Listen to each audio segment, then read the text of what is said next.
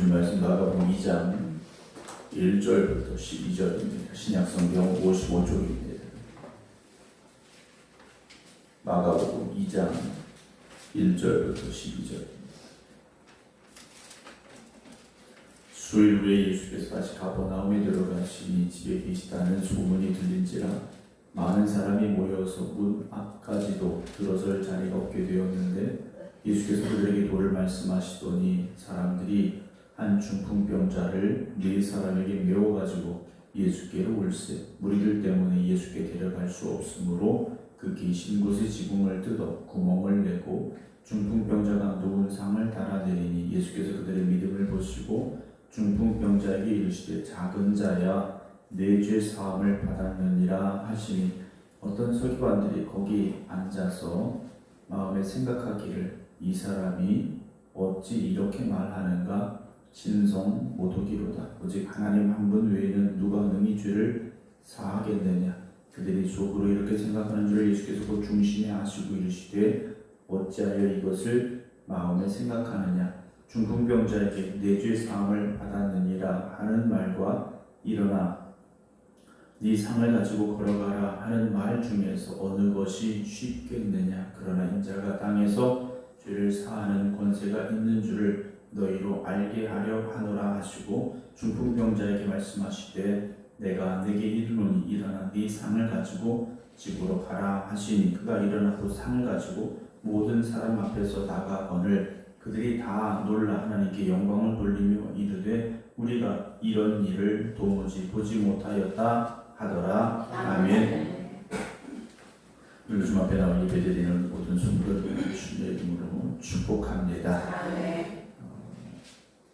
날씨가 꽤 덥습니다. 장마도 끝났다라고 이야기하고 있는데요. 하루하루 살아가면서 하나님의 도우심과 하나님의 은혜를 구하며 살아가는 여러분들이 되어지시기를 주님의 이름으로 축원합니다. 우리가 살아가면서 내게 주어지는 환경이 다 내가 원하는 그런 조건을 맞추기가 쉽진 않습니다. 내가 원하는 환경, 또 내가 원하는 조건, 내가 원하는 상황이 되어진다면 얼마나 좋겠습니까만 그렇지 못할 때가 훨씬 더 많이 있습니다. 온실이라고 있죠. 비닐하우스도 있고 온실 이런 구조물들이 있는데 그 온실 안에서 화초를 키우고 어떤 식물을 키울 때는 조절이 가능합니다. 어느 정도 온도를 맞추어 줄 수 있고 습도도 맞추어 줄 수 있고 어떤 좋은 환경을 최대한 맞춰 주어서 그 식물이 잘 자랄 수 있도록 이렇게 만들어 주게 되죠.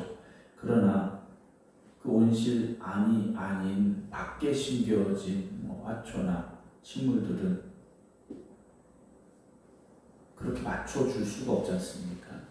그래서 이겨내야 되고 더 강하게 살아남으려고 살아남기 위해서 더 강할 수밖에 없죠. 그래서 우리가 온실 안에 화초라는 이야기를 하게 됩니다. 오늘 믿음의 삶도 어찌 보면 우리가 원하는 대로 또 더 좋은 환경 속에 있다면 더 좋을 것 같기도 합니다만 그런 환경 속에서의 믿음은 연약할 수밖에 없습니다. 오히려 광야 한가운데 서 있을 수 있어야 되고 폭풍 한가운데에서도 당당하게 맞설 수 있는 그런 믿음의 담대함을 우리가 가질 수 있어야 되리라라는 생각을 가져보게 됩니다. 우리가 손에 이제 굳은 살이라고 베기지 않습니까? 이건 일을 한 사람 손에만 생기는 거지 않습니까? 힘을 주어서 뭔가를 잡고 들고 그럴 때 우리의 손에 굳은 살이 베기는 거지 않습니까? 여러분 영적인 굳은 살이 좀 베겨야 됩니다. 근데 요즘은 그렇지가 않지 않습니까? 있던 굳은 살도 사라져버리는 시기에 우리가 살고 있다라는 생각을 하게 됩니다. 오늘도 새벽에 주님 앞에 나와서 또 각자의 믿음의 자리에 계신 우리 모든 성도 여러분들이 우리의 환경을 볼 때에는 내 마음에 들지 않을 수 수밖에 없고 또 내가 원하는 환경이 아닐 수도 있습니다. 그럴지라도 우리가 바라보아야 될 것은 환경이 아니라 오늘도 하나님이라는 사실을 잊지 마시기 바랍니다. 오늘 2장 1절 보게 되면 수일 후에 예수님께서 이제 나병 환자를 고치시고 소문이 많이 퍼져나간 그 며칠이 지난 시점에서 예수님께서 다시 가버나움으로 들어오셨습니다. 그래서 가버나움에 들어가시니 집에 계시다는 소문이 들린지라 그랬습니다. 이 집이 누구의 집인지는 정확히 알 수는 없습니다. 어떤 학자들은 베드로의 집일 것이다 라고도 말하고 또 어떤 학자들은 아니다, 가버나움이 예수님이 머무시는 예수님의 거처가 있었을 것이다 라고도 이야기를 합니다. 정확히 누구의 집인지는 알 수 없지만 어떤 집에 예수님께서 계셨고 그 소문이 이제 사람들 귀에 들렸습니다. 그랬더니 당연히 2절 많은 사람이 모여들었죠. 예수님께서 병자를 고치셨다, 나병 환자도 고쳤다, 이건 불치병이 고침을 받은 거지 않습니까? 그러니까 사람들이 모여들 수밖에 없는 거죠. 베드로의 장모도 열병에서 나음을 입었지 않습니까? 많은 사람들이 모여서 문 앞까지도 들어설 자리가 없게 되었는데 예수님은 뭘 하셨느냐? 그들에게 도를 말씀하셨다 그랬어요. 하나님 나라의 복음을 전하셨다는 거죠. 이 사람들이 사실 모여든 이유는 병자가 고침받는 그 자리에서 내 병을 고침받길 원하는 사람들, 그들이 모였을 것이고 어떤 병을 고치시는가 구경하러도 모였을 것이라는 겁니다. 그러나 주님은 병자를 고치는 일이 아니라 하나님 나라의 복음을 전하셨다라는 거죠. 그 상황에서 3절 우리가 아는 한 사건이 벌어지게 됩니다. 사람들이 한 중풍병자를 네 사람에게 메워 가지고 예수께로 올세 했습니다. 우리는 보통 중풍병자와 내 친구라고 이야기를 합니다. 오늘 말씀을 조금 더 보게 되면 거기에 더하여 여러 사람들이 그 일행이었으리라 라고 추측을 할 수 있는 말씀으로 보게 되는데요. 그래서 3절 사람들이 한 중풍병자를 네 사람에게 메워가지고 예수께로 올세. 중풍병자를 데리고 왔습니다. 중풍병자를 데리고 온 이유는 무엇입니까? 나병 환자도 나았으니 중풍병자도 나으리라는 믿음이 있었다라는 거죠. 믿음이 있었다라는 겁니다. 믿음 없이는 여기까지 데려오지 않았겠죠. 믿음이 없었다면 와서 물어봤을 겁니다. 어떤 사람이 와서 물었겠죠. 예수님, 중풍병자도 나올 수 있나요? 물어봤겠죠. 그러나 이들은 물어보러 온 것이 아니라 고침받으러 왔다라는 겁니다. 여러분, 예수님에게 어떤 마음을 가지고 나가십니까? 여러분들이 기도할 때 어떤 마음을 가지고 기도하십니까? 한번 해보고 안 되면 그만이지 뭐 믿져야 본전이지 이런 마음을 가지고 주님 앞에 나가십니까? 오늘 이들은 중풍병자를 들것에 메어서 예수님께로 데려왔습니다. 4절 무리들 때문에 예수께 데려갈 수 없으므로, 그렇죠, 문 앞까지 사람들이 꽉 차 있으니 어느 누가 비켜주겠습니까? 다 마음이 급한 사람들이지 않습니까? 비켜주지 않는 거예요. 그랬더니 이들이 한 행동이 무엇입니까? 그 계신 곳의 지붕을 뜯어 구멍을 내버렸습니다. 이건 돌이킬 수 없는 상황을 만든 겁니다. 예수님 당시에 갈릴리 지역 이스라엘 땅에 있었던 대부분의 나라들은 지붕이 우리와 같은 지붕은 아닙니다. 평평한 지붕인데 나뭇가지에 흙을 옮겨서 만든 그런 지붕이 대부분의 지붕이었습니다. 그걸 뚫어버린 겁니다. 그 지붕을 뚫는데 지붕 밑에 있던, 집 안에 있던 예수님과 그곳에 있었던 집 안에 있었던 사람들의 상황은 어땠겠습니까?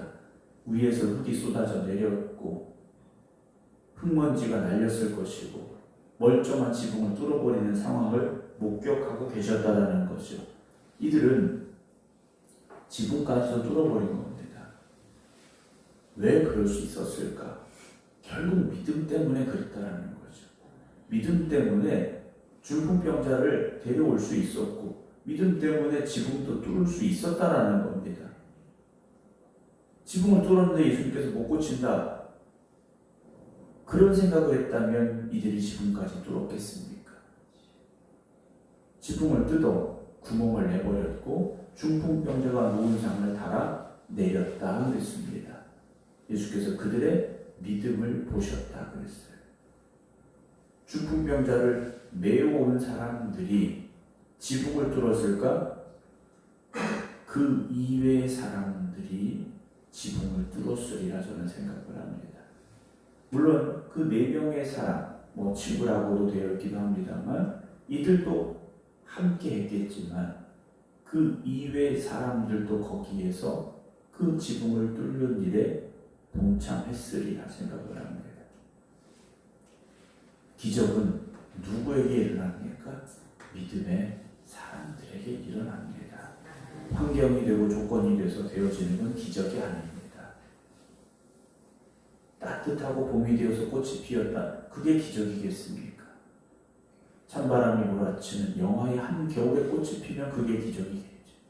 사랑하는 성도 여러분, 오늘 우리의 상황 속에서, 우리의 삶 속에서 필요한 것은 더 좋은 환경이 아닙니다.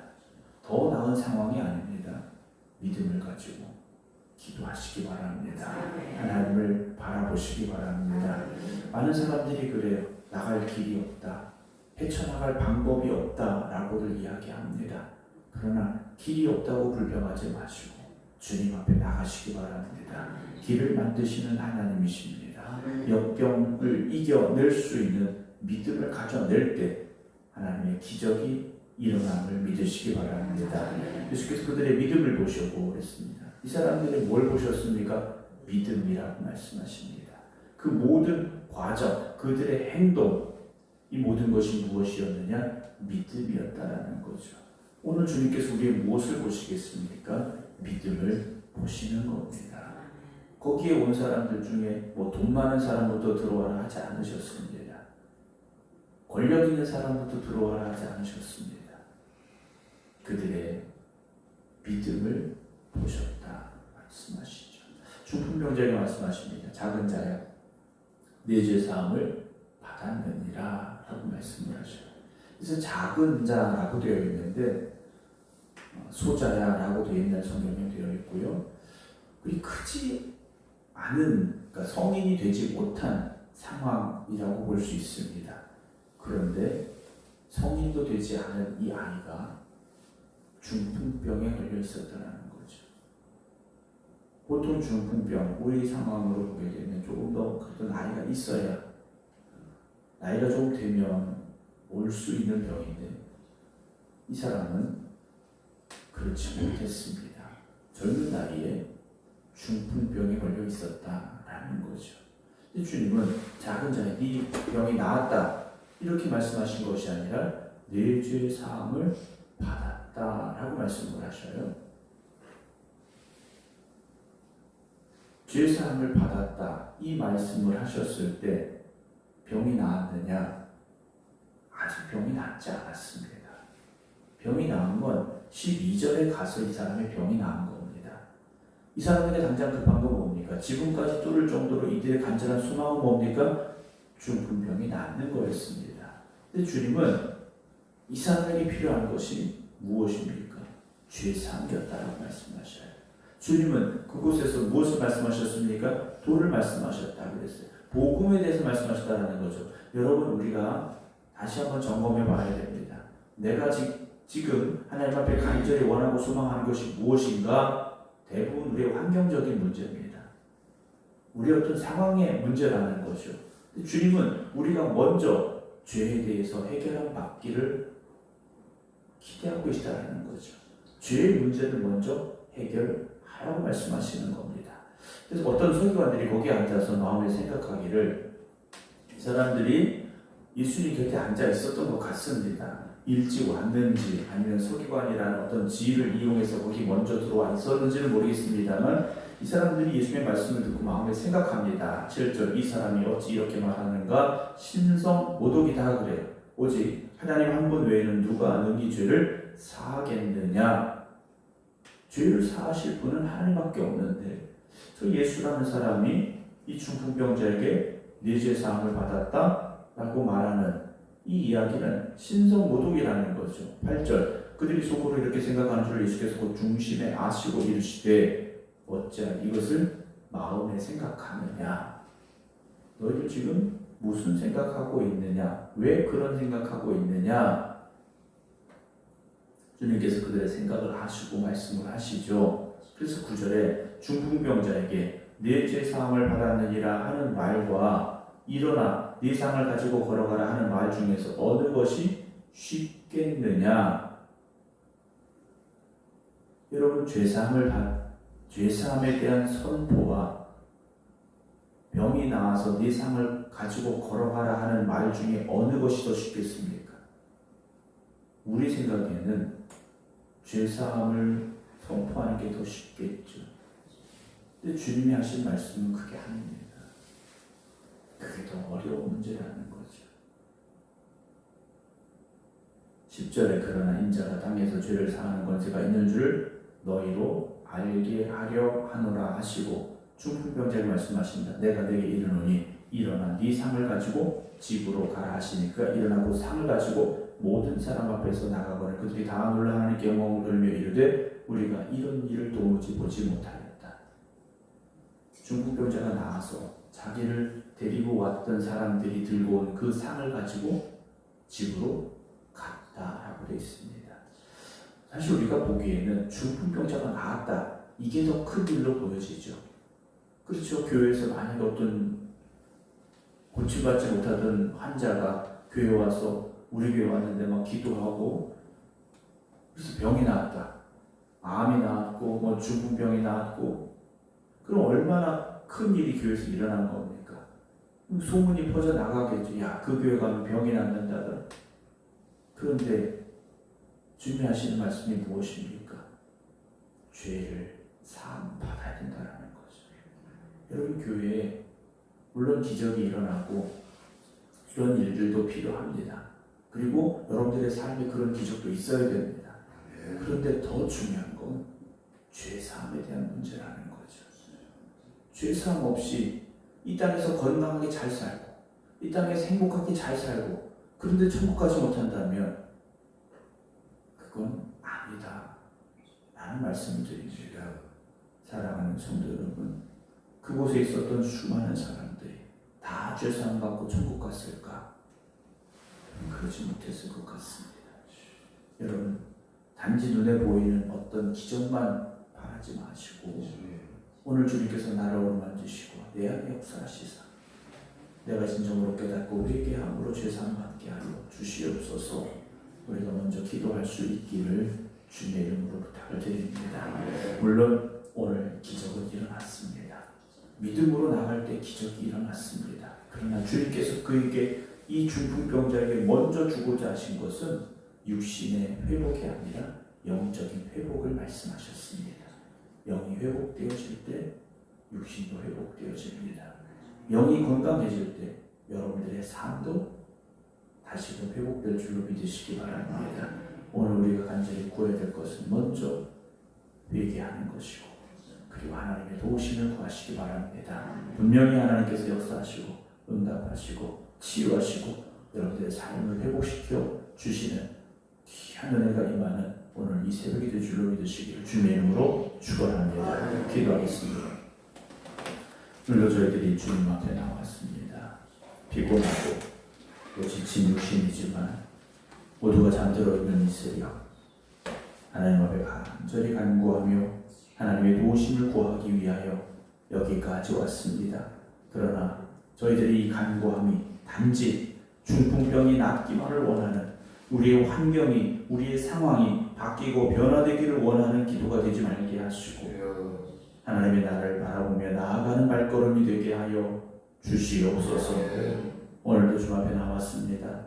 여전히 우리의 삶은 힘들고 어렵습니다.